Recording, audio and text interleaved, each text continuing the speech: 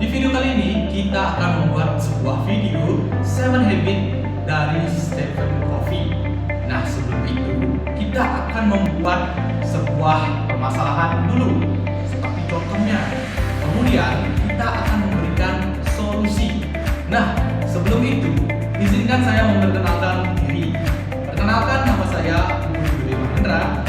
Dan perkenalkan, nama saya Makarius Berbiro. Perkenalkan, nama saya Putra. Perkenalkan, nama saya Imadiani Wirarata. Perkenalkan, saya Muhammad Rajin Taufikul Hakim dengan NIM 230101112. Baik, perkenalkan, nama saya Putu Raditya Angga Susilo Utama dengan NIM 230101036. Halo, perkenalkan, nama saya Edewo Gede Agung Renaf Dewa dengan NIM 2301010241.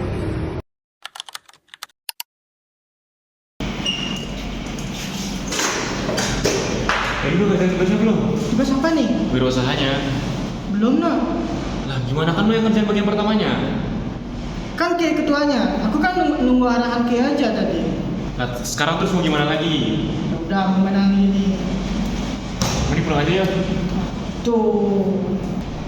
nah, seperti yang kalian lihat, Ari dan Del bukannya mencari solusi, mereka malah berdebat dan tidak menyelesaikan masalah. Nah, inilah yang disebut dengan sifat tidak proaktif. Nah, solusinya adalah Menurut Stephen Covey, kita itu bukan korban keadaan. Kita itu memiliki kebebasan untuk memilih respon kita.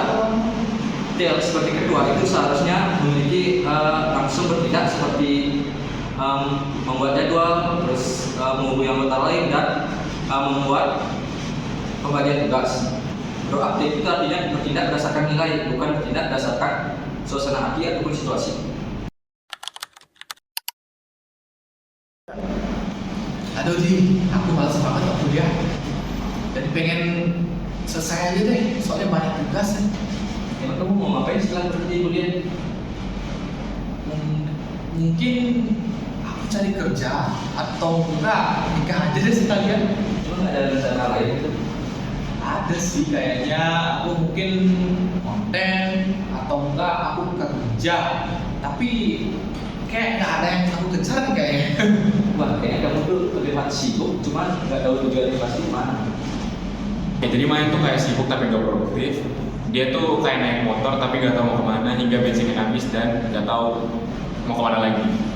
Stephen Covey mengajarkan mulai dengan membayangkan tujuan akhir yang kamu capai. Mahendra perlu duduk dan tanya ke dirinya sendiri.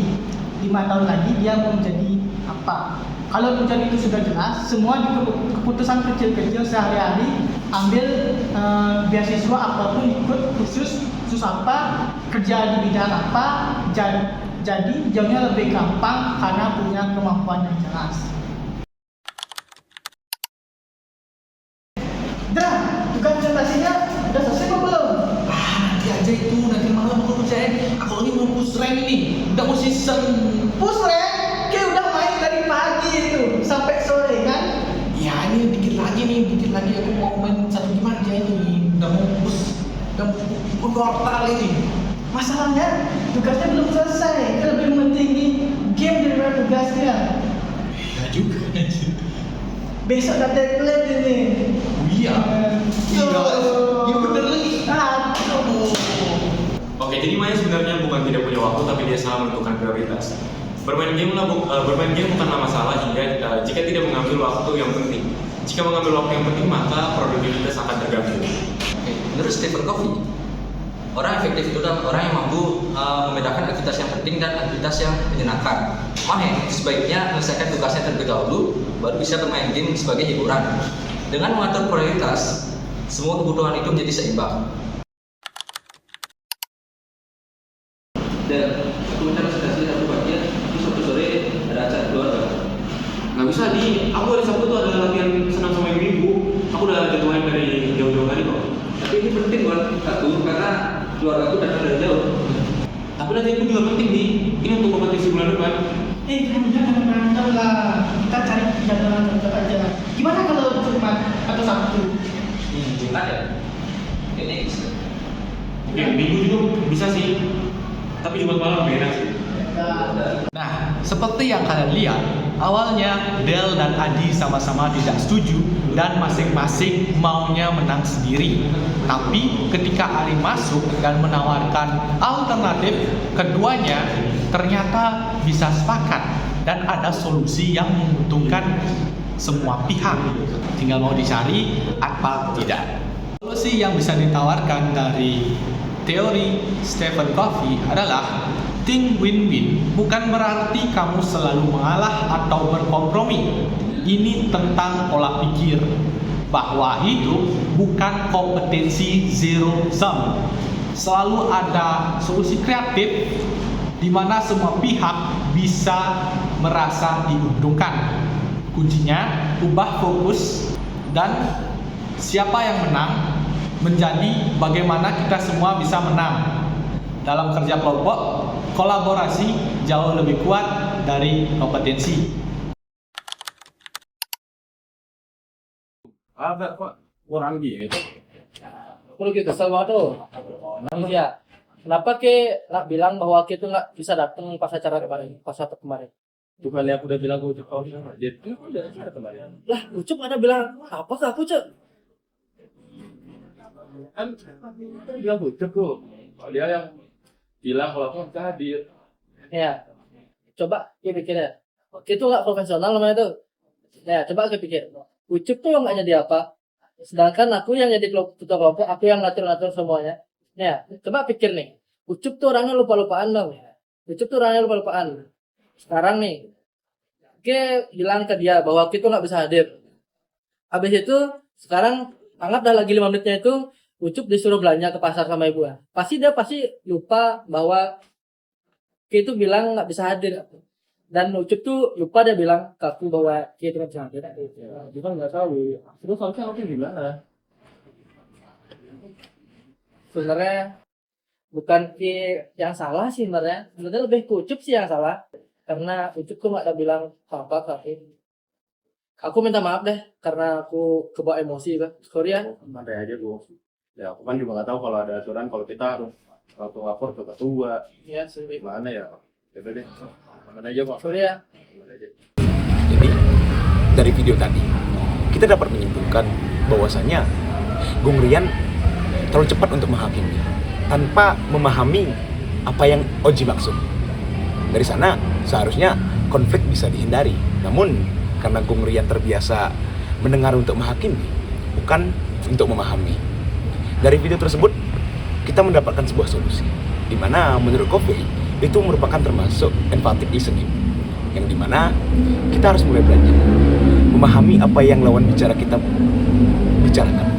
Kemudian kita pahami, kita telaah, baru kita berbicara, sehingga konflik seperti tadi bisa terhindar.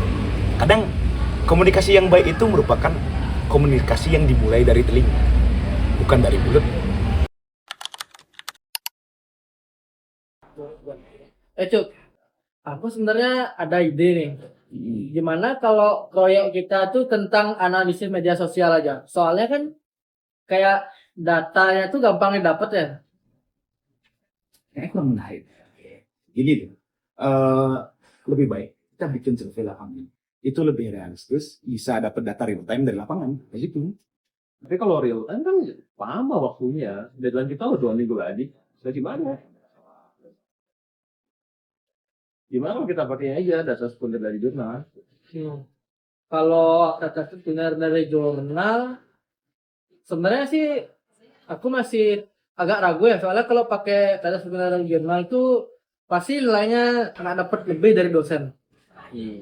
Cuman yang aku pikir-pikir, survei lapangan tuh domainnya cuma minggu lalu. Gimana caranya? Udah, kita gabungin aja tadi ya, biar kita punya sharing solution. Kita coba pakai jurnal, kita juga pakai survei gitu. Nah, ini bagus nih. Ini bagus sih kalau berkata apa ya? Menurutku sih lebih baik digabungin aja sih, digabungin. Soalnya kan biar keduanya masuk. Jadi lebih make sense sih kalau kataku. Ya bener sih. Ya biar dapat nilai P dari jurnal, terus juga kita dapat nilai gini dari survei lapangan. It's good solution. Benar. Let's go. di scene 6 tadi kita ngelihat kalau ada konflik di mana ketika Ucup, aku, dan juga Gugrian itu memiliki perbedaan pendapat mengenai bagaimana proyek ini akan diselesaikan.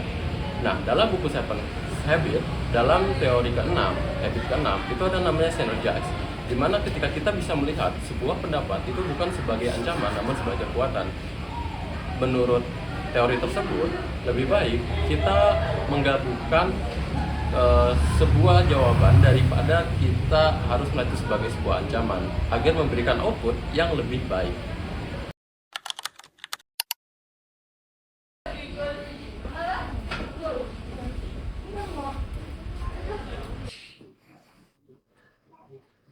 Woi, Ji, kamu kelihatan capek banget. Ngapain aja? Ya, nggak capek, sebulan ini aku tidur cuma 4-5 jam doang. Hah, serius? 4-5 jam doang sehari? Iya, kerjaan tuh banyak, gak kelar-kelar, gimana mau istirahat coba? Ji, gini Ji, karena nggak istirahat sama sekali. Kamu nggak ngelarin kerjaan. Aku dari tadi loh lihat kamu bolak-balik di catatan itu aja. Di halaman 1 sama 2. Nggak kemana-mana, Ji. Sekarang aku capek.